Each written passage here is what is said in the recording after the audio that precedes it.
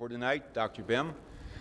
He's another one of those who had a fall on the road to Damascus, was a hard scientist working on his master's degree in physics, and saw the light,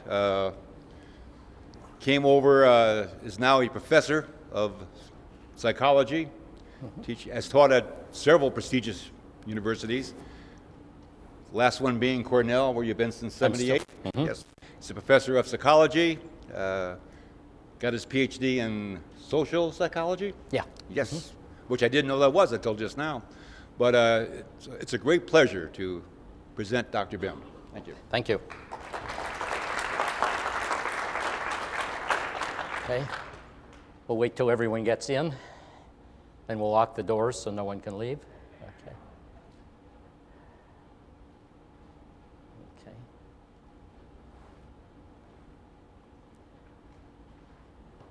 Okay. I actually have my undergraduate degree in physics and was doing graduate work at MIT and in physics, and that's when the civil rights movement began. So I got into this not because of Psi or ESP, but because of the civil rights movement. And I was sort of interested in attitudes and persuasion and how attitudes change in the society, and I was particularly struck by how the attitudes toward desegregation in the South were changing quite rapidly.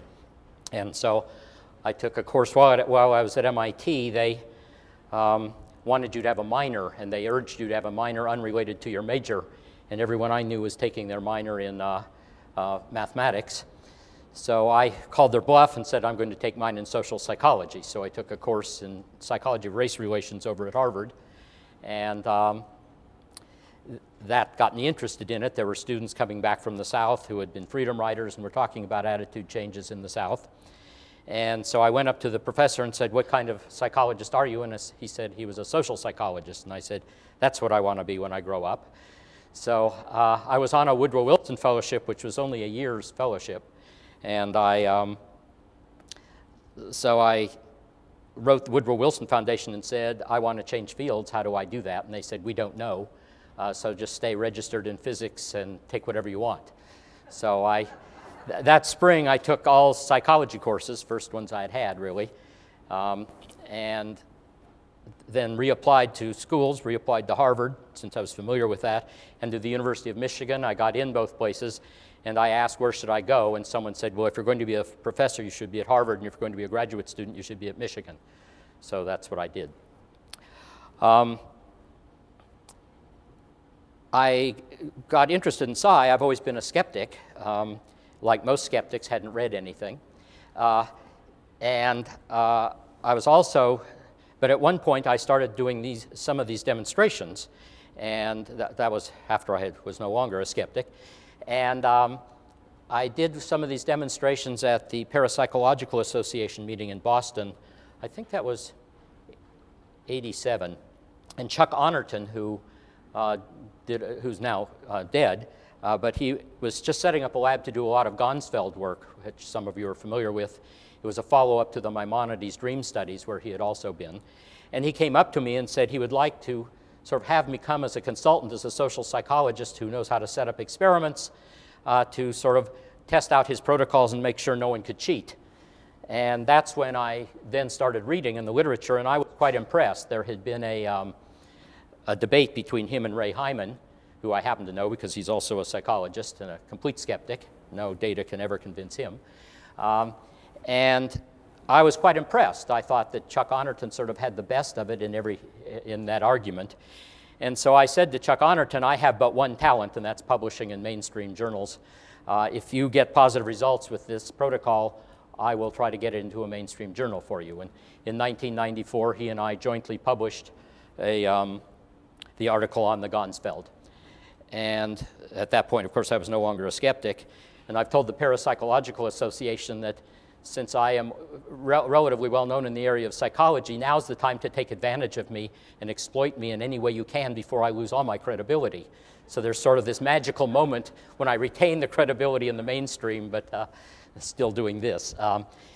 Also, since that publication reflected mainly his data, I wanted to see it for myself. So in fact, I did a Gonsfeld study at Cornell. And every time I suggested that, why don't we do it this way, why don't we change it, Chuck Honorton said, no, do a straight replication, don't change anything. So the only thing he allowed me to do was to test meditators versus non-meditators, and it worked. And so now I'm doing work mainly on precognition, and tomorrow I will actually talk about the work we've been doing. Unlike many of you, I swim with the sharks. That is, my colleagues are all skeptics, virtually, and can't imagine there being anything to all of this. And so I'm still very proof-oriented, and most of you are well beyond that. You aren't out to prove that remote viewing exists, for example. That's no longer a problem you need to deal with, but I still do. I'm still part of that. And if I have a mission, it's to get the Catholic Church to look through the telescope and see for themselves. And one of the problems with experimental parapsychology or psi research often is the experimenter effect. That is, there are people like Marilyn Schlitz who have golden hands, anything she touches works. And then there are people like Richard Wiseman, who the two of them have published together now, can do the same experiment at the same time and get negative results. And that's a problem. And so my goal, and I'll describe this more tomorrow, was to essentially have a package you could hand to anyone that requires no instrumentation other than a laptop computer. And simple statistics, you just do a sign test or a binomial test on, does it depart from 50% or not? And which you can use unselected people. Or at best, you can run 50 people and select the 25 that you can predict on some a priori basis, psychological basis, that they'll score well. So I'll discuss all that tomorrow. Tonight is a rare treat for me, and I'm delighted to be here. I have never done this set of things for an audience like you. It's somewhat intimidating, actually, because I'm going to ask for volunteers, and one of the people who's volunteered just spoke today working with high-profile crimes. And it's going to be sort of role reversal because I'm going to be the viewer, and she's going to be the person who has helped set up the test. The people who have prepared tests ahead of time were selected by Shalia, who isn't here tonight. She's helping her husband do the technical part of his dissertation. He's computer illiterate and doesn't know how to put the figures in, and so she can't be here this week. But I've been in contact with her, and I asked her to select people to do certain things, and she has done that for me. So, as the title said, I'm going to talk to you about how do you detect genuine from fraudulent claims in this area. And since you come from a very different place, you will think me obsessive in talking about controls, because when I present these kinds of informal experiments, we give up many of the controls we give up in the laboratory. And virtually the only control you have in informal experiments, typically, is the honesty of the participants, which is why we hope you trust one another here. But that's not good enough for psychologists. And when I say I swim with the sharks, there's actually a survey of college professors as to whether they believe in ESP or not. And it turns out psychologists are more skeptical than any other academic on this. In the survey, there was a 5-point scale, and they were asked, do you believe that ESP has been demonstrated, is a likely possibility, I don't know, it's an unlikely possibility, or it's an impossibility? And the American public, when asked that question, 2/3 of Americans say they believe in ESP. Now, it's hard to know quite what they mean, because if you then ask them about telepathy, fewer do, and if you ask them about clairvoyance, more of them do, and so it's not clear they have a clear picture of what it is. But to this question, 2/3 of the academics also said that they believed in ESP, either said it was demonstrated or very likely. 55% of natural scientists, physical scientists, said that. 66% of social scientists, not counting psychologists, and 77% of people in arts and humanities. Psychologists, 34%. So that's where your skeptics are. If you look at the other end of the scale, do you think ESP is an impossibility? What you discover is that 2% of all the academics say they think it's impossible, and 34%, same number, 34% of psychologists say it's an impossibility. Now, I don't know that anyone who's familiar with the history of science could legitimately hold that position. It seems to me you never declare ahead of time that something is impossible. It just seems absurd to me that you would think that. But As you may know, in the 18th century, most scientists did not believe in meteorites. And Thomas Jefferson tangled with Yale professors, and you could tell the way it was framed. Thomas Jefferson said, why should I believe 2 Yale professors to tell me that, I think I may have this a little twisted, but he said, why should God hurl stones at us from the heavens? And what's interesting about that statement is that the way it is framed illustrates that what has changed since that time is not the quality of the evidence. There have been a few million more meteorites since then, but the quality of the evidence hasn't changed one bit. But now any child who's been to a museum of natural history knows about meteorites. What has changed is our view of how the world is constructed and how the universe works. So no one now, back then, when someone reported a meteorite, they say, well, maybe it came from a volcano, or maybe you're making it up, or people don't really know how to report accurately, and things of that sort. So it's just not good science to say these things are impossible. So those are the kinds of people I face sort of every day.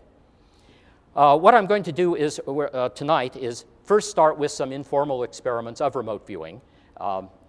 I can't guarantee their success, but we've been hearing lots about reports of them today. And for those of you who don't do remote viewing, it might be fun to see some. The problem is, of course, you can't guarantee success when you're doing them. Only Joe McMoneagle can, produce on demand, it seems to me. Maybe some of you can, but I'm not about to go on NBC and, have someone challenge me the way he's willing to do. But I'm being given a leg up because those of you who participate, many of you are more psi-talented than I probably am. In fact, I'm almost certain of that. So I'd like to begin with a test that was set up by Shalia, and the name she gave me was Pam Coronado. Pam, come on up and watch those stairs. They're treacherous. Okay.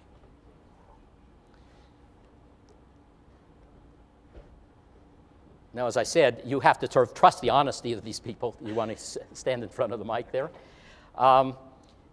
My criterion for Shalia, since I thought Shalia was going to be doing this, was I said, I really want someone who's facially expressive. That's the main thing. And she said to you, she picked you because you're loud and don't mind standing in front of an audience or something.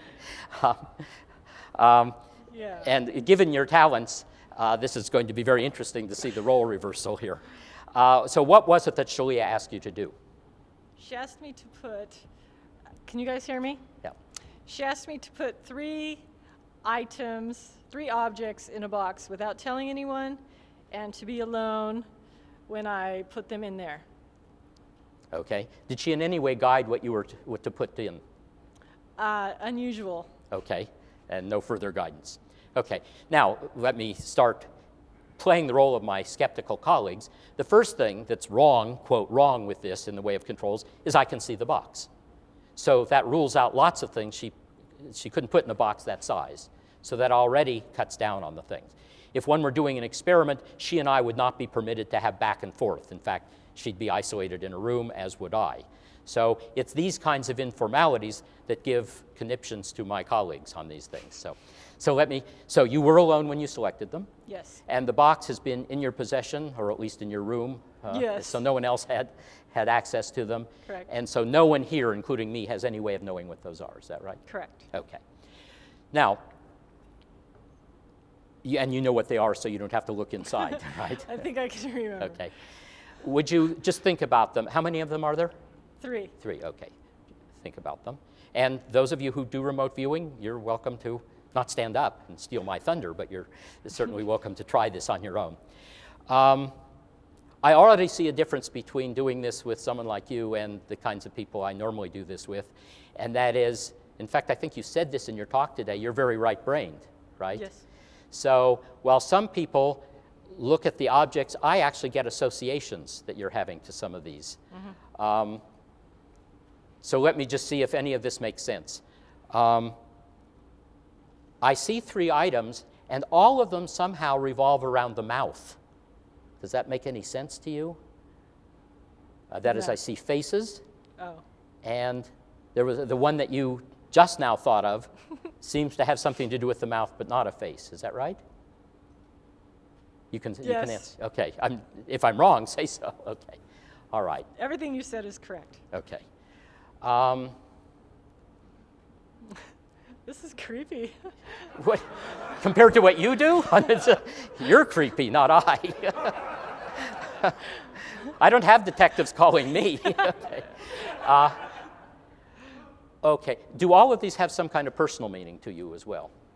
Yes. Okay. The one that has the least emotion attached to it seems to me you sort of put in as a last-minute joke. Is that right? Yes. Okay.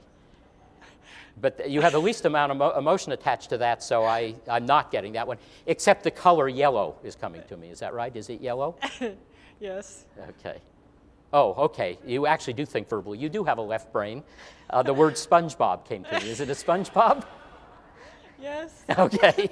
All right. Let's work on the more serious one at the moment.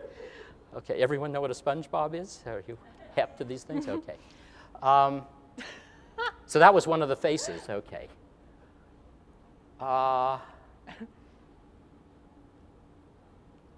Okay. Actually, you seem to have equal emotional attachment to both of the others. Is that right or not? Yes. Okay. Okay. I'm still seeing a face, and unlike SpongeBob, it does not appear to be smiling. Correct. Okay. In fact, is it kind of in fact, it looks kind of like a horror mask, or at least a native mask of some sort. Yes. Is that right? Yep. Think about the material. Is it wood? Yes. Okay. I mean, I don't know what else there is to say about. Oh, do you know the country of origin? Yes. And since we know it's a wooden mask, that cuts down on numbers of them. It's probably not Belgium.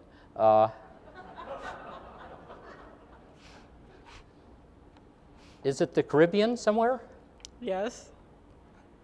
Okay, now you're thinking left brain again. You're actually thinking of the word. Is it Jamaica? Yes. Okay, good. You're reading my mind. That's Well, that's, I should say, by the way, those of us who are psi researchers usually talk about separate telepathy, clairvoyance, precognition. And if you heard Lynn today, or those of you who do remote viewing, what remote viewing does is really recognize the fact that these are all the same. That the only distinction among them is the experiment we set up that sort of reveals them. But if you're willing to regard time as as you would space, then worrying about precognition versus clairvoyance or whatever makes no sense. Also, as J.B. Ryan recognized very early on, when you do a telepathy experiment, you don't know whether the person is picking up information from the other person's mind or from the materials, or looking ahead to when the results are made known. So in fact, it's not possible to test. You can cut down some of them.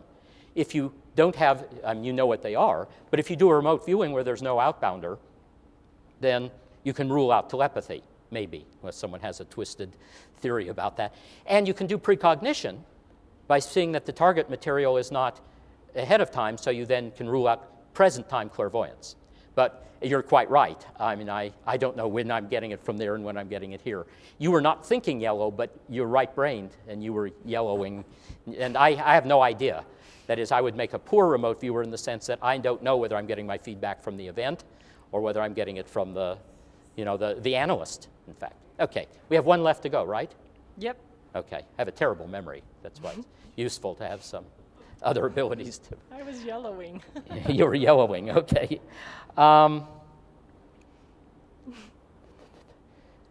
Okay, the next one, it's an object, but I can't recognize it, but it had to do something with the mouth, and it also seems to have to do with children. Is that correct? Yes. Okay, well, I'm getting analytic overlay here. I'm trying too hard to interpret what that would be, so let's back up for a moment. Does this have to do with athletics in some way? Yes. So young children, visualize what they might be doing athletically. Playing basketball? Yes. Okay. Mouth, basketball. Not a mouth guard, you don't wear one in basketball. A whistle? Yes. Can we see them? Okay, thank you. Was anyone else with us on any of this? Okay. Yes, there we are. That was the biggie. Here's SpongeBob, for those of you who haven't seen SpongeBob. And here's the whistle. I didn't get the lanyard at all. Oh, really? Yeah, didn't get that at all. That, my, Yes? I coach basketball. I have a team of fourth grade boys, and they gave me that whistle, and it says my name on it. So. Oh, okay. I didn't get the name on it either, so. Thank you very much. Okay. You can have your tissue paper. Okay. Okay. Later in the program, by the way, since I wanted to talk about fraudulent things, I will show you an apparent remote viewing effect that is in fact not. That is in fact a fraudulent one. And I'll do that later just to show you tell the difference. Okay. What I'd like to do now is select some volunteers, but we're going to use a screening test. I need people who can communicate with me or who have some remote viewing ability themselves. So I'm going to ask all of you to participate, except maybe those of you who do remote viewing for a living or something. I'd sort of want more amateurs up here to fill up these. So we couldn't quite set this up. I sort of wanted my computer up here, and then I thought, well, maybe I would be down there, and it sort of feels like you need to remote view me clear up here. But we decided the best thing for me to do is to start up here, go down when I need my computer, and come back up here. So if I don't fall down the stairs, we will do this test. This is a very simple program. We use playing cards because when we're testing people, we need them to know the complete universe of possibilities. And if we're using National Geographic pictures or something, they don't know the complete closed universe of things. By using cards, virtually everyone, although occasionally I find someone who doesn't know cards, but virtually everyone knows, and there are enough of them, there are 52 of them, that one can actually do it.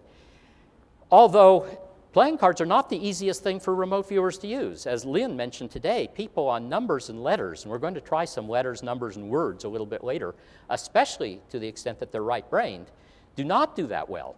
So if you think you're a great remote viewer and you don't do well on this, don't worry. It's actually harder than it looks. Can you see the screen up there? You can stand if you can't. Again, it's just a simple program. When I press select a card, come on, wake up, okay. It selects a card and shows you the back. And then over here are the colors, the suits, and then what we're going to do it is piece by piece. Rather than having you try to think of a card right at the beginning and to remote view this card, and no one knows, it doesn't tell me what the card is either, so you are not using telepathy on this one. And what I do, when I want it to show the color, I just click there, and it happens to be a black card. Notice that the other two suits, the red suits, have disappeared, so now it'll be either a club or a spade, and I will ask you to participate. And in this case, it's a spade. And then I've divided the ranks into 3 groups, A through 5, 6 through 9, 10 through king, and I will ask you to choose what you think it is. In this case, it's 6, 7, 8, or 9. I will then ask you to choose from among those 4, and I'll click on the card, and so in this case, it's an 8 of spades. Anyone get it? Or were you not trying? Okay. So we will try this again, and okay. Now, what I'd like you to do is I'm going to ask, do you think it's red or black? So don't think ahead to the card, because I want you to be able to get partial credit here, even if you don't get the card. So if you think it's red, raise your hands. If you think it's black, raise your hand. I want everyone to participate, by the way. I saw some people who didn't. Let's start over again. Okay, if you think it's red, raise your hands.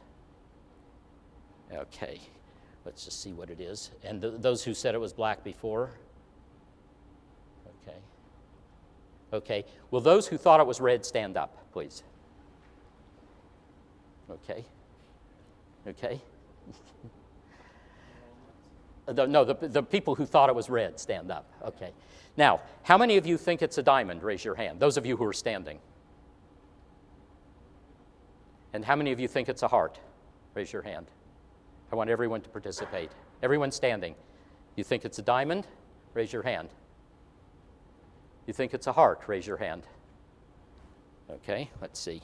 Remember what you did, by the way. Your neighbors have to vouch for you. Okay, it's a heart. So the people who thought it was a heart remain standing. The diamonds sit down. Okay. Now we're going to try the ranks. How many of you think it's between ace, 2, 3, 4, 5? 6, 7, 8, 9. 10, Jack, Queen, King. Okay. 6, 7, 8, 9. So those who didn't get it, sit down. How many people do we have left? Quite a few, more than the usual audience that I get. Okay. How many think it's a 6 of those remaining standing? A 7? An 8? A 9? Okay. 8 of hearts. Okay. How many people are left? Boy, that eliminated a few. Okay. We have 2 people standing together. Were you colluding? Will the 2 of you come up, please? The 2 of you come up on stage, please? Yes. No. Come on. Come on up.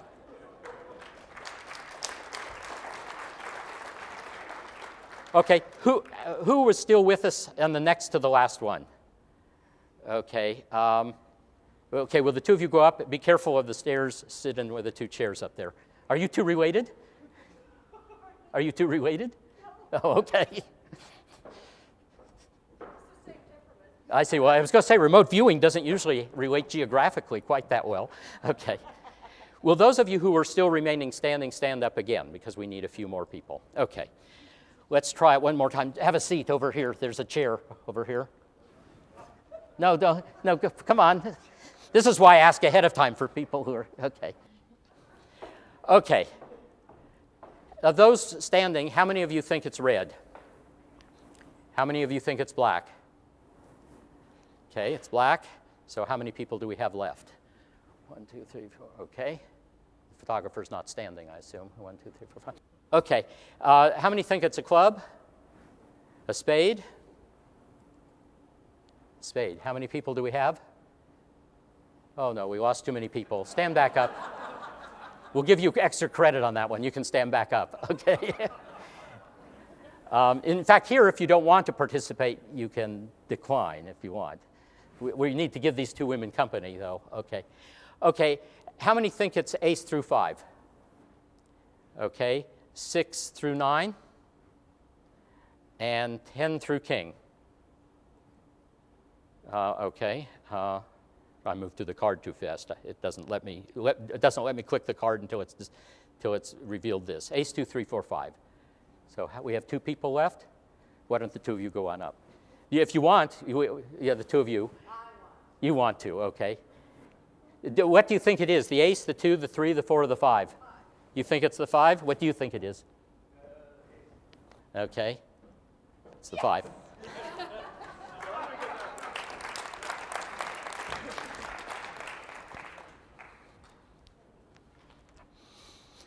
Okay.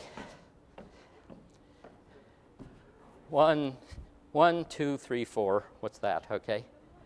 1, 2, 3, 4. Let's get one more person up here for an extra chair. Fine, come on up.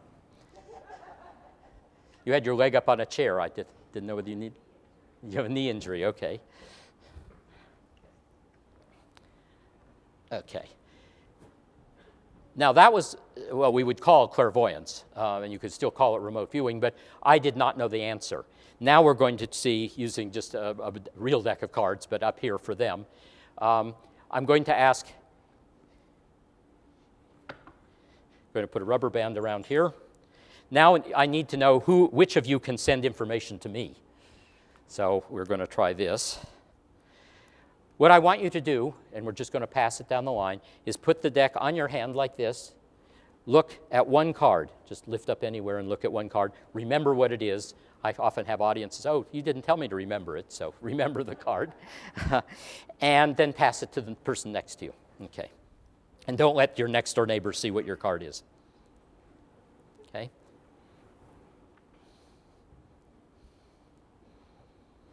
Just look at one card.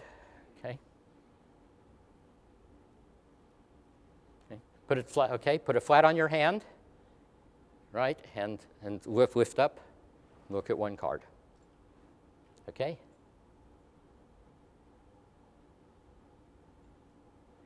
Okay. I'll take it back. We all stand up. I don't want to use your facial expressions. Don't show any emotion if I mention your card. I'm going to try and mention them individually, I won't be able to tell who's who probably, but let's try it. Concentrate on your card. I have an 8 of diamonds. I have what I think is the king of clubs, 3 of hearts, 10 of spades,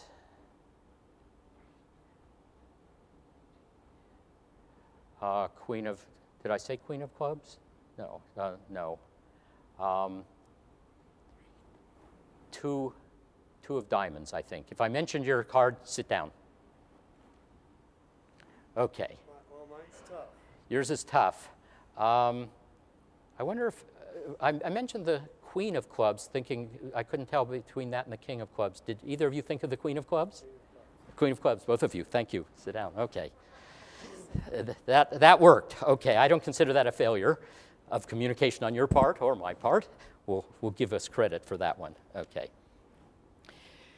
What I'm going to do now is move to, again, using cards, but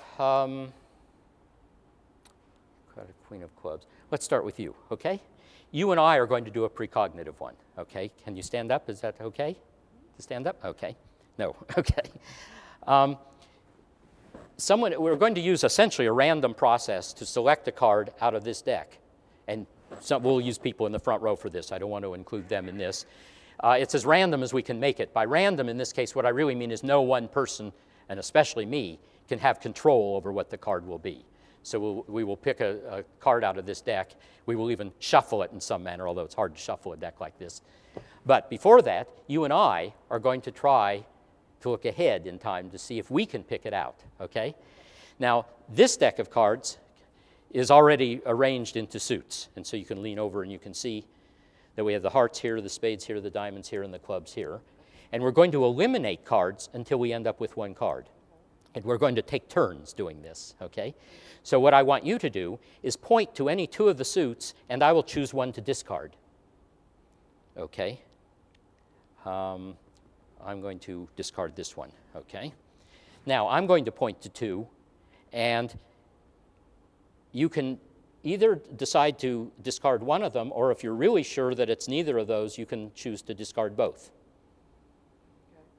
Go ahead. Which would you're going to discard that, okay? So it's left to me now to make the final judgment, and I'll pick the diamonds, okay. Okay, now what we're going to do is take them ace through 5, 6 through 9, just as we did, and 10 through king. And I will start this time. You started last time. And I will point to these 2. Now, again, you may eliminate one of them, or you can eliminate both. If you eliminate just that one, okay, so that leaves it again to me. I think I'll take that group. So now we're back to 4. Okay, you start, point to any 2 of them. Okay, I'm going to eliminate the king. I will point to these 2. And or you can eliminate both. You just want to eliminate one, okay? Not bold enough to eliminate both. Okay, I'm going to stay with this one, the Jack of Diamonds, okay? You may sit down, okay? Now, we're going to shuffle this deck. Not so simple. What I'm going to do is divide it into 4 piles. A, B, C, and D. And I want you, sir, just to tell me, we're going to restack them. So how would you like, I want to put 1 on 2 or A on C or whatever. So just tell me what you want to do. Which pile?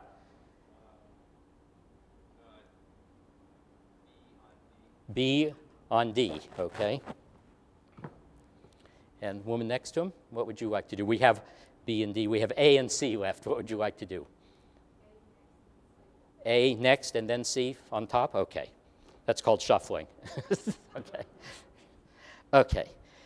Now, the next 2 people, what I'd like you to do on the count of 3 is to hold up a number of fingers, anywhere from 0 to 10. Now, if you both pick 0, we'll have to start over again. But do you understand? On the count of 3, either hold up 3 fingers, 7 fingers, 10 fingers, or whatever. And what we will do is count down to that card in the deck. Okay? So neither of you can determine it. I can't determine it. Okay, here we go. Get ready. 1, 2, 3. So we have 7, and you're holding up 4. So that's 9. So what we will do, you people can't see, but we'll get to it. Okay. 11. Did I misadd? 7, 4 is 11. Okay. Yes. Okay. We'll count down 11. A new way of forcing something. Right. Okay. Just misadded. Okay. So we're going down 11, 2, 3, 4, 5, 6, 7, 8, 9, 10. Now, we get partial credit if we get the color, or if we get the what was it? Diamond? Jack of diamonds? Okay, good. Good for us.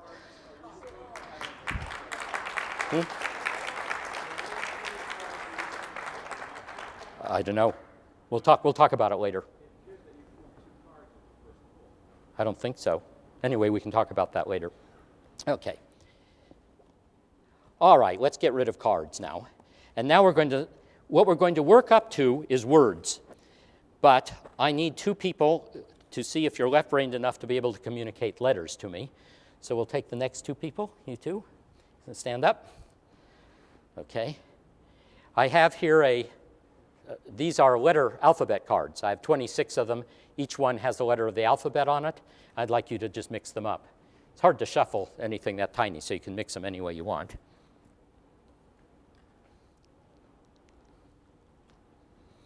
Okay, and I'm going to stand over here. You don't need to. Just one person's enough. And I'd like you to go over there, and I'd like you to stand here. Okay? Yeah, no, just beside the table here. Okay, and take about half of them. You take the other half. Okay. Now, what I'd like you to do is sort them in your hand in alphabetical order. So look at them, look at the faces, and sort them in alphabetical order. And I don't care which direction you go. The idea is so you can spot them in a hurry. Okay.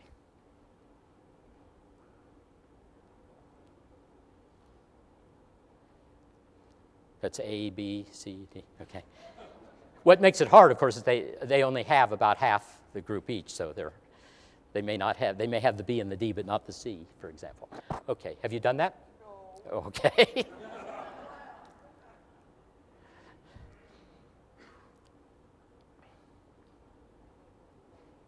You think in 2 languages, so you can sort them in either language, because the important thing is that you be able to recognize it.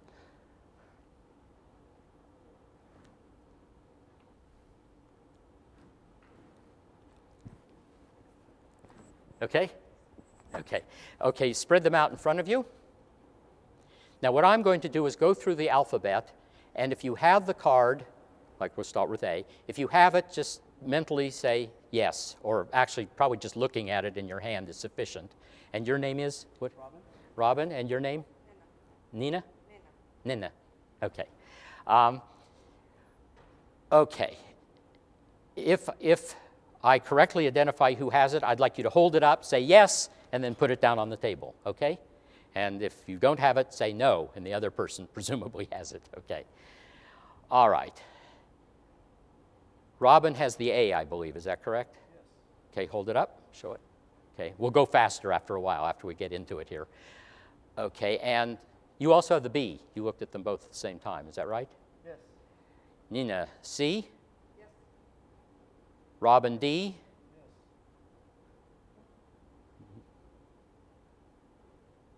You're sending them all of them at once. Do you have E, F, and G? Yes. Okay. You have the H? And you have the, no, you have the I? Yes. You have the J? Yes. K? Yes. And the L? Yes. You have a run now. O, P, Q? Nope. Yes. Oh, okay, I was going to say. I skipped some? What did I skip? M. Oh, well, unfortunately, you get, yeah, L, M. Okay, I don't know my alphabet. You have the M, right? And you have the N. Okay, all right. O, P, Q. And you have the R? You know, you have the S also? You have the T? No, you do? Okay, that's a miss. That's a miss. I thought Robin had the T. Okay. But you have the U and the V? Yes. You have the W? Yes. And you have the X? Yes. You have the Y and you have the Z? Yes. Okay, good. All right. Now, stay up here. You're not done. You're not done. Okay. The whole idea of that exercise is to start me with letters with people who can communicate letters to me. Now we're going to work with words. Okay. Got 2 books. Purposely didn't pick books on remote viewing, even though there were several out there. I don't want technical language, so I brought murder mysteries, okay? Each of you take one, and we'll start with you. Don't open it yet. What I'd like you to do is open it to any page and select any word mentally with the following proviso. Can you see? Okay. I don't want us to be able to see, though. Can you see them? Okay. To make it challenging, make it a long word, like at least. Already picked one? Okay. And you have it? Is it something you can visualize as well as the word itself? Okay. You can close the book then, as long as you don't forget what the word is. I'd like you to do the same, but I want yours to start with a different letter. Yours started with what? What letter did yours start with? You can, yeah. E. Okay. Do the same thing, but a word that doesn't start with E. Okay. Again, a fairly long one. You have it? I'm going to, does your word start with an S? Yours? What does it start with? F? Well, the reason I thought it started with an S is because, again, I looked like you were visualizing a thing rather than the word. And the word that came to mind, now don't tell me your word, but the word that came to mind that started with an S was sparkler. Does that have anything to do with? Okay. Okay. You don't want to. Okay. Okay. You don't want to front load. Okay. But that's why I came up with S. Okay. All right. You were also thinking more visually than in the word. Is that right? Okay. What I'm going to do is I'm going back down below to use the computer.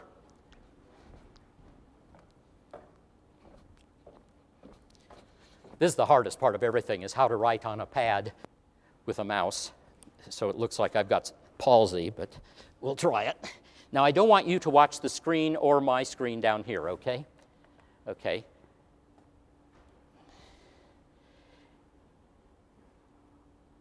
Okay, Robin, I'd like you to think of your word.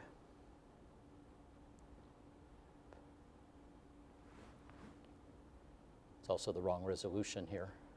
Okay. We know it started with an F. Okay. Would you spell out the word in your mind, letter by letter, slowly?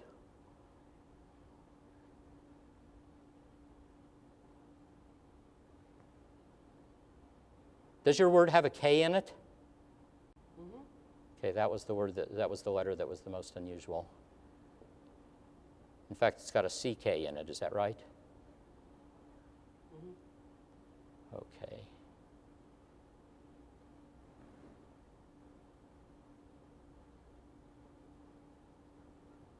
I've got the CK in the wrong place, I think, because I think I see what the word is. C-R-A-C-K-E. Although I'm not sure the last part, CK. Okay. What is the word you were thinking of? Firecracker.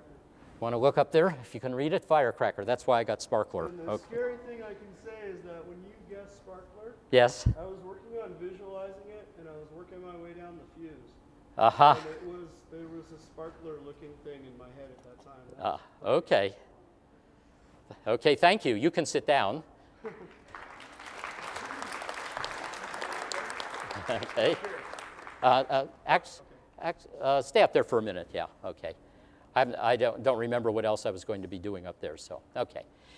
Nina, I want you to visualize the thing rather than the word, because I think that's going to work better with you. Okay. Well, it would help if I used the pen rather than the eraser. Okay.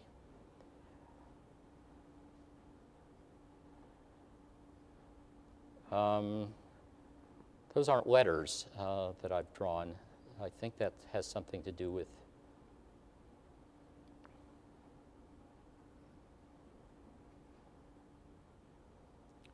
okay, what was the word?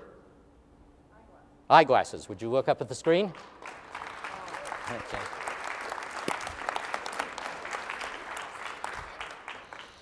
Okay, so you can use words and letters if you pick your people carefully. Okay. Yeah, right. Okay. Now, I have another one prepared. Actually, the three of you can go down now. No, you can stay up there if you want. Okay. Yeah, you can go back down to your seat. Okay. No, not all of you. No. Well, you can. Yes. And you can. Okay. All right. Okay.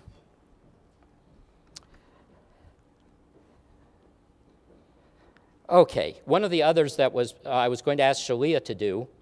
I think she assigned to Colonel John Anderson. Is he here? Alexander, I'm sorry. Alexander, come on up.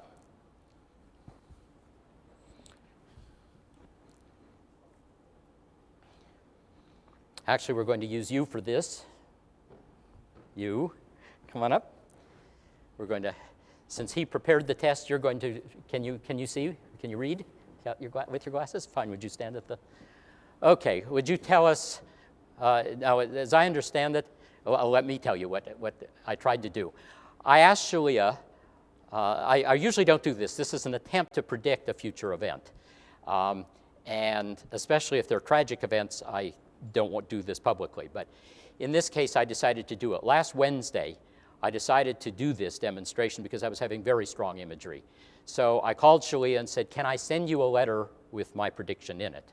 And she said she's not going to be there. And I said, well, I will write out the letter. Can you think about it and then email me the address of someone? And you were the person. Do you know Shalia? She knows you? That is correct. That is correct. And so I mailed out the letter. And you were also asked to put it in a larger envelope. Is that correct? You want to show them that? Okay. And this letter has been in your possession since you received it at home. Is that right? Yes, it arrived 2 days ago. It's sealed. And okay, 2 days ago. That would have been what? Wednesday. Wednesday. Okay, I mailed it Friday. So that's, okay. Will you open up the outer envelope and take the? No, just. Yeah. Zip it. Okay.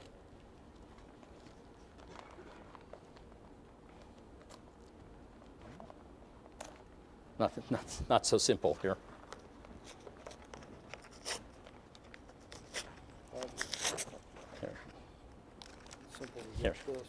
Here it comes. Okay. Shredding things. Okay. Can you read the postmark on it? It's pretty. Okay, come on over here. Could you come to? If I mailed it Friday. 5 June. June 5th would be, I think that's Saturday. I think June 5th is Saturday. Is that right? Okay. Okay, would you give it to her? You are now done, except that no one had access to it. Nobody's had access. It's signed, sealed. Okay.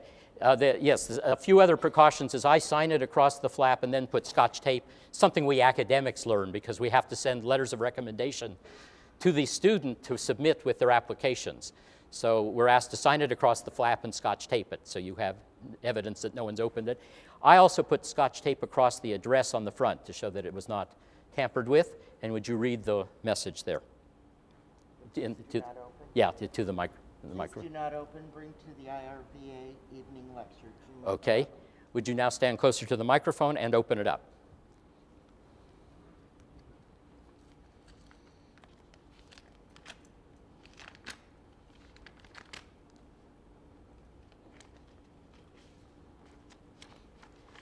And would you read it, including the date? Thursday, June 3rd, 2004, 3:30 p.m. We'll stand a little closer to the microphone. Okay. This letter is being written on Thursday afternoon, June 3rd, 2004. I have asked Shalea Macy to email me the name of someone who will be at the IRVA conference to whom this can be mailed. I hope to mail it tomorrow afternoon, June 4th at the latest. I generally hesitate to predict future events because such predictions are usually too ambiguous to confirm or disconfirm. However, for the past 4 days, I have had the strong visual images and dreams of caskets covered with the American flag. Until yesterday, I assumed that these were simple images evoked by American casualties in Iraq. Since then, however, I have had additional images of a single casket lying in a rotunda with mourners filing past. I also have a dim image of a frail woman who looks like Nancy Reagan touching the casket. This leads me to believe I am seeing the death of former President Ronald Reagan, probably within the next week or two. On a lighter note, I feel that the Detroit Pistons will beat the Los Angeles Lakers by a wide margin in the first game of the NBA playoffs on Sunday, June 6th, and they did. That's right. But then lose in a heartbreaking second game on Tuesday, June 8th. They did. Ultimately, the Lakers will win the series in the sixth game on Thursday, June 17th in Detroit. Okay. But as journalists always say, only time will tell. Thank you very much. Okay. You can keep this, in fact. Okay.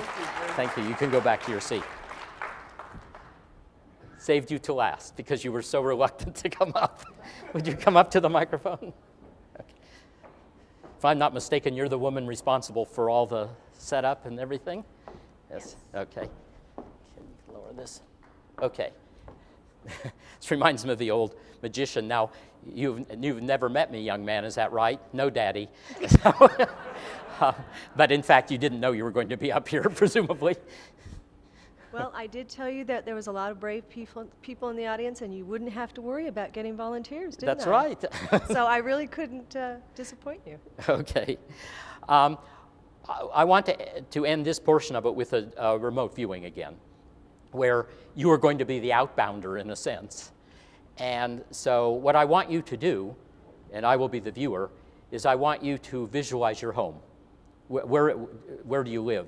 Las Vegas? You live in Las Vegas itself? Is that correct? Yes, I do. Okay. That came very quickly, actually. Okay.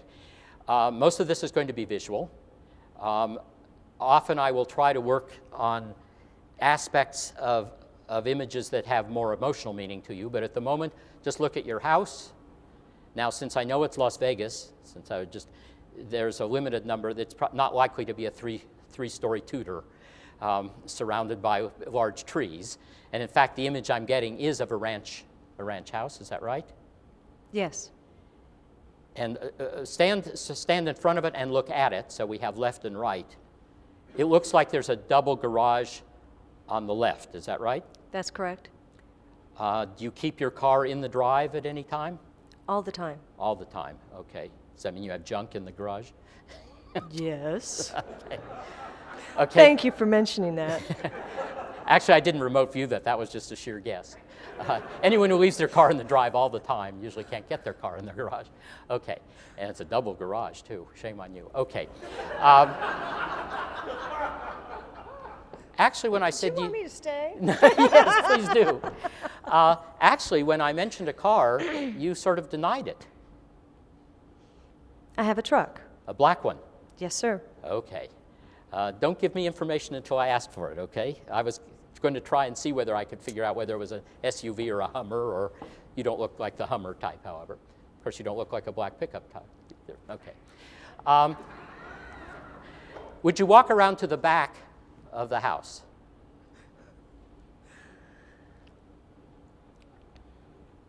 Okay, there's a major feature of the backyard, is that right? That sort of dominates everything else? Yes, there is.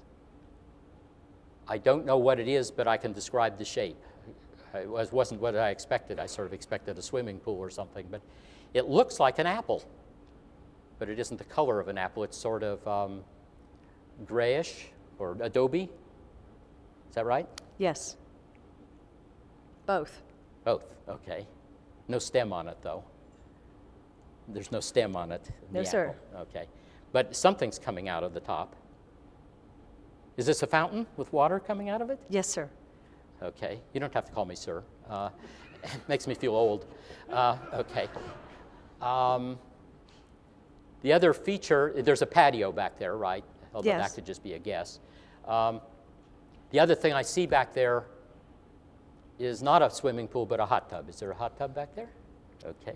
That's correct. Okay. Let's come around to the front of the house again. Now, many people enter their house through the garage. It looks like you enter through the front door, though. Is that right? That's correct. Okay, go through the front door.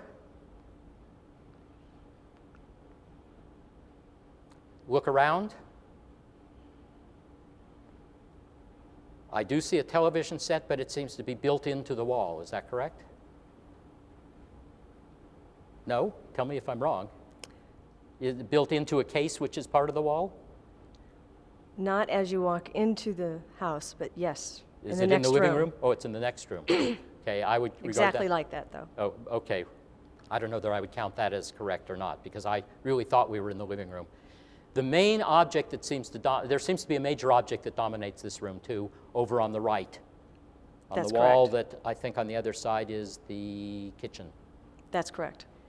And this object looks like a table, but it's a very large table.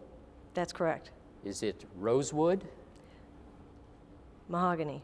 Mahogany, okay. I'd like you, Lynn sort of suggested this earlier today, go back 1 year. Did you happen to hear Lynn today? I don't know how to task people exactly, but go back 1 year in the living room. Is the table still there? Part of it. Was part of it out for refinishing? Yes. Okay. Okay, come back. The other thing which seems to dominate in the living room is right above the table, I think, or on the right wall again. Are there engravings of some sort there? Or pictures? Paintings. Paintings, okay. I can't make out what they are, but the colors that predominate seem to be red, yellow, and green. Is that right? Blue. Yes. Okay. Notice, by the way, as my skeptical colleagues would notice, that as soon as she hesitated, I switched from blue to green, and that would not be permitted in an experiment. Okay. It's teal. Teal. Oh, okay. Ah, okay. That's interesting. All right. I won't make too much of that. Go up to your left. That's where the garage would be. But I've visualized 2 rooms. Is your bedroom on the left? That's correct. And an office. Is that right? Yes, sir. Somewhere up there, behind the garage, or back. Okay. Go into your bedroom. Yes. Oh, sort of blazingly white. Is everything in there white? Is that right? Almost. Almost. Although it looks like a white rug. The word Burberry comes to mind. Is that right? Or It's not? actually a tan Berber type, but not Berber. Not Berber, okay. But it's Is there very is it- similar to Berber. Okay, is there a white throw on the bed? White comforter. Comforter, okay. I don't know from furniture, okay. I'd like to do something a little bit more emotionally tinged. Come back outside in the front of the house. Okay. On the right side of the house, what I'd like you to do is, I don't know whom you live with, but array themselves as if you were going to take their picture in front of the house, whoever lives with you. Okay. And that includes pets. Okay? Mm-hmm. Okay, I see a relatively heavy-set older woman. Is that your mother? That's correct. And the reason I wasn't getting anything in the right side of your house, does she sort of live in a wing of 3 rooms on the right? That's correct. Okay. Would you concentrate on her name? Okay, I don't recognize the name, but it's something like Verbena or Vita, Venda. It starts with a V, is that right? That's correct. What's her name? Vesta. Vesta. Okay. Okay, go back out there again. Just the people who live with you. I see 2 pets. Is that right? Yes. Both dogs. Yes. You seem to have more of an attachment. No, they actually look very similar. Are they the same breed? Yes. Little dogs. Well, let me get the breed Yes. because you actually mentioned them verbally. Are they toy collies? Yes. They're Shetland sheepdogs. Oh, okay. Some people call them toy collies. Okay. They're Not people herding who really dogs. know dogs, though. No, right. Okay. Not people in the American Kennel Club wouldn't call them toy collies. Okay. The one you're more attached to, is one of them yours and one of your mother's? Is that why you're less attached to one of them? Yes. Okay. Is yours named, I was going to say Lassie, but it's a boy doggy, isn't it? Yes. Laddie? That's correct. Okay. Your mother's dog, she wouldn't name her dog Pizza. No. What is, I'm not getting it. What is the dog's name? Pizzazz. Pizzazz. Ah, okay. Ooh. Go back in time again the same scene, but go back in time and look at the same set of people and animals, because I'm feeling the shadow of another dog. Was there another dog there that belonged to you? Yes. Now, I may be just adding analytic overlay, but if your first dog's name is Laddie, I'm actually getting the word boy to the second one. Is that close? Yes. I think that was just an association of my own. Is it Bo? Yes. And that dog is now deceased? Yes. Okay. Now I'd like to add in some more of your family who do not live with you. Do you have children, grown children? Yes. Okay. They live in Las Vegas? Yes. Okay. I see a stocky man about in his late 20s or early 30s. Is that right? No? Stocky? Just a small stomach. Yes. Early 30s. Okay. Blonde hair? Yes.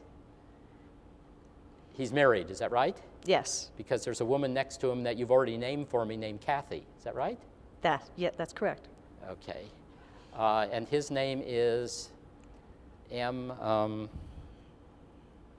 Matthew? Yes. As a boy?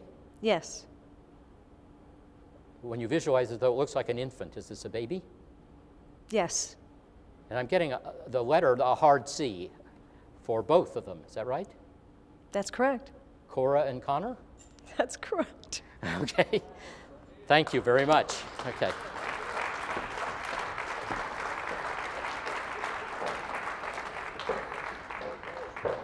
Okay, now we're at the point where I wanted to, again, my colleagues would not accept any of this. One of the reasons that psychologists are, there are many reasons psychologists are so skeptical. Some of them legitimate, some of them not legitimate. So one of the reasons is that they sort of know a vague history of claims that turned out either to be fraudulent or horses that knew how to read minds that turned out not to be able to. And so psychologists sort of have in the back of their mind that most of the claims have proved fraudulent. And you'll hear them say things, which they remember maybe from their Psych 101 days, that didn't Ryan do some experiments that didn't really work or they were shown not to be? And that's sort of the level of their knowledge. So that's one of the problems with the psychologists. A second reason, and this was actually pointed out to me by Ray Hyman, interestingly, is psychologists make a very strong distinction between phenomena we don't quite understand, like hypnosis, for example, and phenomena that just seem totally out of the bounds of our current explanatory system. So they make a very sharp distinction between psi, for example, and hypnosis, and the public does not. The public, in fact, will read a book, and the first chapter is improve your memory, and the second chapter is improve your psi ability. So the public has those very much in the same ballpark. And so another way of saying this, or the public will read about right brain, left brain research. Split brain research is really quite amazing. And so why not telepathy? And psychologists make that very strong distinction. So another way of putting that, and this is the way Ray Hyman mentioned it to me, is that psychologists would actually have to overthrow or much more radically change their view of the world than the public would, because they make that very strong distinction. And New Age books blur that distinction, and you may not even think it's a worthy distinction to be made, but my colleagues think it's an absolute one to be made. And psychic entertainers like Kreskin or Dunninger and people like that often do hypnosis in the first half of their act and then fake mind reading in the second half, further blurring the distinction. So that's another reason they're skeptical. A third reason they're skeptical is that social psychologists and cognitive psychologists for the last 20 years have studied to death the number of errors people make. People are terrible at drawing conclusions from the data of everyday life. Eyewitnesses are terrible. They're much worse than you expect from watching Law and Order, for example. They will often recognize a face, but it was of a bystander. They will often recognize the bystander and identify that person in the lineup. And so they're just terrible in all kinds of ways. There are ways in which economic decisions you make are all the wrong ones. Let me give you a quick example. You're at the bookstore and you want to buy a fancy scientific calculator and it costs $40, except today it's on sale at half price for $20. The answer is, the question is, will you go down where it's on sale? It's not at sale at this bookstore. Will you go downtown to get the calculator at half price rather than paying $40? And most people, most college students say yes, they would. Now you're going to buy a brand new computer at the bookstore and it costs $1,440. But Staples is having a sale on that same computer for $1,420. Are you willing to go trek down to Staples to buy it for $1,420? And most people say no. But didn't you just tell me it was worth $20 to go down to Staples? Is it worth $20 or isn't it? But when it comes to the big purchase of $1,440 versus $1,420, that doesn't seem like a big deal. But saving $20 on a $40 calculator is a big deal. And economists say, you're just stupid. That's not the way to make economic decisions. The other kind of decision you make is, first of all, is known as sunk costs. When you go to the buffet, you always overeat because you've already paid your money and damn it, you're going to get your money's worth. But that, as economists will point out, are sunk costs. No matter how little or how much you eat, you're not going to get that money back. And so your decision making should always be on the basis of, do you now want to eat this extra plate because you haven't sampled the Mexican cuisine yet? And if the answer is no, the amount of money you spent should not figure into that. But it's very hard to give up sunk costs. The best example is you've paid $150 each for basketball tickets to the game. I live in Ithaca, in Syracuse, which is an hour away. The day arrives, and you've got the flu, and it's snowing out, which it often does in Ithaca, and the roads are terrible, and the question is, do you go to the game? And most people would think, damn it, I paid $150 for each of these, I'm going. And economists say, that is absolutely irrelevant. What you should ask is, would you rather go to the game or not go to the game? That's the only thing that should enter your decision. But people cannot do that. That's very hard. As Congress, too. We've already put $8 billion into this missile. We're not going to shut off funding now. The question should be, is it worth $8 billion more if you were making the decision now? And if you force them to make that decision, they'll often say, it's not worth it. But then they add, but we've already spent $8 billion. And the answer economists will give you, but those are sunk costs. So psychologists now know all this. They know that people are terrible with these kinds of decisions. And so they don't trust any informal information. So all the things, amazing things we heard today about helping the police solve the problem or the remote viewing done for the military, all of that leaves them totally unimpressed. Why? Because they reject all anecdotal information as irrelevant to their decision. Okay. Another reason is that they don't know the data. And I was in that position. I know what that's like. And there you can't fault them too much. How is it I know the latest research on the hypothalamus? That's not my specialty area. It's because the woman down the hall, in an office down the hall, happens to be a biopsychologist. So when I have to teach a class on the hypothalamus, I go down and say, what's the latest thing on the hypothalamus? She says, oh, just today I was reading in Science. And so to my students, I look right up on the cutting edge. Why? Because I have a colleague to tell me about it. And we're all specialists. And so the only way we know about information outside our area is because you have a colleague who tells you. Well, psychology departments do not have people who know psi. Now, my colleagues know about it, and they're pretty good about it. I don't get a lot of static. And that's because I've been at Cornell, I've been at Harvard, I've been at Stanford, I've been at Carnegie Mellon, are places I've taught. And to pay them a left-handed compliment, those places are so arrogant that they're not bothered by a flake in their midst. You're not going to threaten them because they know they're good. It's the second-rate places that give researchers real headaches because they don't want you tarnishing them, and this is what we call physics envy. Psychologists are already accused of not being, quote, real scientists. And so to have a flake among them saying, and then they're UFOs and all of that, they don't want to hear from that. Now, my colleagues are more open-minded, and part of it is because my credibility is still high enough. They don't know about my presentations here. Actually, they do. But they don't mind. And what you discover is a number of them are in the closet about believing in ESP. They'll come up afterwards and say, you know, I always thought there was something to that, but I've never really seen the data. And that's the other reason. They don't know the data, and that's because I don't know the data outside my field either unless I have a colleague who tells me about it. Or they read it. Anyone who teaches Psych 1 knows a lot, sort of a mile wide and an inch deep, about psychology, but reports of modern ESP research, psi research, does not appear in most textbooks. It appears in one big one, the old Hilgard-Atkinson one, and that's because I'm a co-author. And so they had to put it in.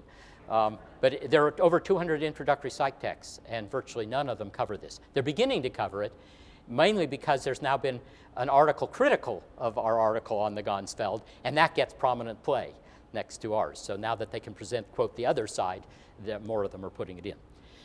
Okay, so my colleagues are skeptical for a lot of reasons.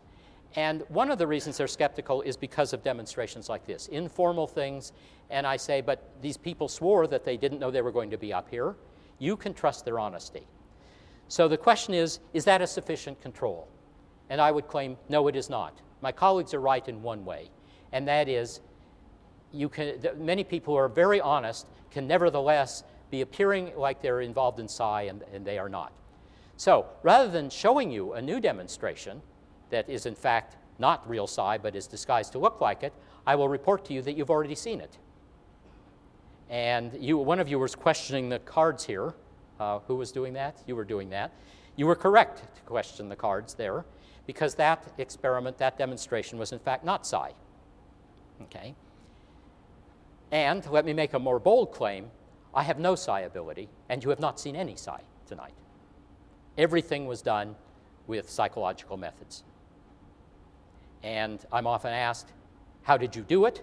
And there are three answers to that. One, quite well, I thought.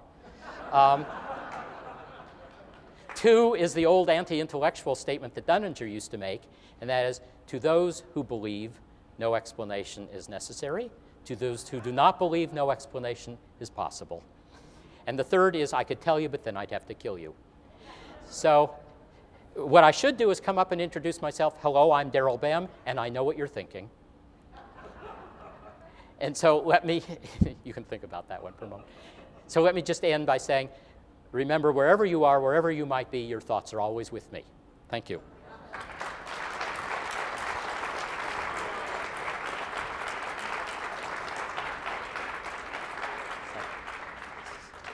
Yes? I saw that card thing, but I'm a great believer in the Emperor Warner. I see. Okay. Okay. Yes. Tomorrow, by the way, I put on my other hat. Tomorrow's data is legitimate. Okay. Dr. Bem, thank you. That Yes. was amazing. By the way, I would like to thank, by the way, the people who volunteered. They were, in fact, honest with you. All it takes is one dishonest person. You don't both have to be dishonest. So they were, in fact, everything they said was true, unless they're lying, for other reasons. But we had no prearrangements that were not mentioned, anything like that. So it's only me. Okay. Yeah.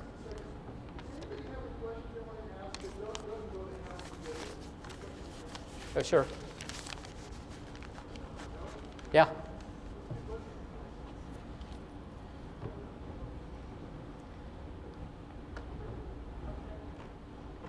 Oh, it's up there. It's up here. Okay. That's okay. I can repeat it. I have a question about the Gonsfield, I guess. Oh, okay. About the Gonsfeld. That's fine. And I'm trying to do Mm-hmm. Susan Blackmore, of course, who used to be very interested in psi and sort of believer. Right. Later on, obviously, those who know her became a skeptic. Yes. One of the reasons was because the Gonsfield was considered the smoking gun evidence. Here it finally is. This is the final proof. It's done repeatedly over and over again. Now we know the other people who exist. I did read an article that legal skeptical inquiry That'd be where it would be. written by her, Yes, that's right. which said, as she took a look at the number of institutions, academic institutions who had done Gonsfield research, Mm-hmm. most of the positive results in combining them all was because of just a very few institutions. Right. And when she examined those few institutions, she found some serious holes in their protocol. So I don't know the details. of Okay. it, but obviously you mentioned it earlier. You Yes. do. I wonder if you could Sure. clear that up. Yeah, I mean, I don't know the complete Susan Blackmore story. Susan Blackmore is a woman who was very open-minded about all this. She had two things that happened. One, she tried a number of experiments herself that didn't work. So that sort of discouraged her. She, like Wiseman and some other skeptics, are sort of making a second career for themselves by being professional skeptics. And they get themselves into a position where they find it hard then to get back out of that position. Like Ray Hyman has said privately, but won't ever say publicly, that no amount of data will ever convince him. But that you don't say that publicly. The other thing that Susan did, and we were aware of this when we wrote our 1994 article, I think there were 10 laboratories involved when we looked at the pot of data that had done these. Half of those came from Chuck Honorton's own laboratory and another laboratory, Sargent's experiment, Sargent's one.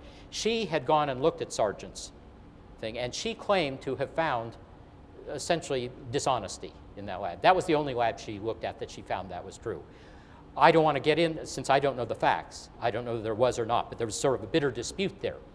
So Chuck Honorton and I made a decision that people who knew about that dispute, we would address them, but in a way that other people wouldn't be able to identify them. So this following sentence is, and we said, most of the results, there are 10 laboratories, 6 of the laboratories show independently significant results. And we said, and we showed, you know, it's 1 billion to 1 with all these combined. And we said, even if one removes all the data from the 2 most prolific laboratories, one of which is Honorton's own, since he was a co-author on this, here are the data. So for people who worried about Sargent's laboratory or that it was only Honorton's laboratory, we showed that all the remaining experiments were. Now, if you were not privy to that bitter dispute, all that says is we've removed Honorton's laboratory and we've removed the other most prolific one. If you were privy to that dispute, we gave you the statistics without that laboratory. The Gonsfeld, I think the Gonsfeld is a very inefficient procedure, and lots of people don't much care for it. First of all, are you familiar with the Gonsfeld procedure? You put ping pong balls over people's eyes, you put headphones on their ears, you put them in a recliner, you give them 15 minutes of relaxation exercises, and the notion behind it, the notion behind the Gonsfeld is that the working model is that you can think of psi as a signal coming from the outside. Now, whether that's true or not, this is the working hypothesis. And we're always receiving these signals, but we cannot perceive them because they're buried in noise. And one reason that dreams, hypnosis, meditation, all these altered states seem to help increase psi, maybe it's for the very simple reason that it raises the signal-to-noise ratio. It gets rid of a lot of the noise. So why not use a technique that has none of the mysterious parts, no hypnosis, no dreams. First of all, dream research takes place all night. It takes a long time to run a dream study. Can we come up with something that doesn't have all these mystical trappings, but does nothing more, presumably, than raise the signal-to-noise ratio? And the Gonsfeld technique actually doesn't, it just comes out of psychology, experimental psychology of the 20s. Gonsfeld is a German word meaning total field. And the idea of the ping pong balls and the headphones playing white noise through them is to give you a field, a perceptual field, that has no edges or figures or anything in it. And it's, in fact, funny to be in it, that you keep your eyes open. And the ping pong balls, you shine a red light on it, which seems to be why red, I'm not sure, but it was sort of a superstition that got started long ago. If you're trying to increase alpha, I presume you'd use blue. I asked Chuck about that. He said, oh, we just use red. So, so the notion is that all you're doing is removing all the noise so people can detect the signal more. So that's the idea behind the Ganzfeld. And you put the person in for 15 minutes of relaxation, and then for the next half hour, all they do is not free associate, but describe all the imagery that goes through their head. And it could be, my neck is hurting, I should have taken my shoes off before sitting in the recliner, to much more imagery. And when we run, I've run a Cornell study on this, and again, the meditators hit about 36%, where 25% is what you'd expect by chance. The data, I think, are weaker than you get from good remote viewing, and the kinds of things that Russell, for example, has gotten for years, much stronger. And as Ed May says, and many of you illustrate this, if you want to study high jumping, you don't go out in the street and haul in 4 people and ask them to high jump for you. You look for the best high jumpers in the world and you study them. And I say, yes, I agree with that analysis, but I want the Catholic Church to look through the telescope, and they're going to have to do it with their students. So I'm a different enterprise from that, but I totally agree with Ed May. If you're trying to study a gift, you don't then just bring in people, off the Ithaca streets and say, do it. So that's why I don't follow the strategy that I agree with. That's more than you wanted to know about the Ganzfeld. Yeah. Any other questions? Okay, see you tomorrow with real stuff.